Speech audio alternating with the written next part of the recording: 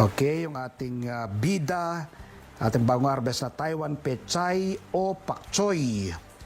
Tapos itong aking kinadkad na carrots, kinadkad na radish o labanos, at ang ating sesame seeds. Ito naman po yung kanyang vinaigrette dressing. Una po ay ang rice vinegar, toyo, bawang, sesame seeds, truffle oil at honey. Ano po yung ating bida, ating Taiwan Pechay o Pak Choy. Lalagay po natin sa isang mangkok. Ayan. Ayan. Sunod ay ang carrots. Ano? Itong ating kinadkad na carrots. Yan. Sunod ay ang radish o labanos. Yan. Kinadkad din po yan. Ano?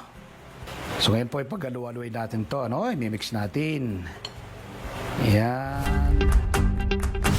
Sunod natin ilagay yung ating sesame seeds sa ibabaw. Yan. Alright. Okay, sunod natin gawin ngayon yung ating vinaigrette o dressing. Una po yung ating rice vinegar. Yan. Sunod ay ang toyo. So pinagsasama-sama lang po natin, ano? Yan. Sunod ay ang bawang. Yan. Sunod ay ang honey. Alright. Ayan. Tapos, pagkatapos ng honey, ay ang ating truffle oil. Ayan. Okay. Truffle oil. Tapos sunod ay ang another sesame seeds. I-mix natin mabuti dyan yan. Alright.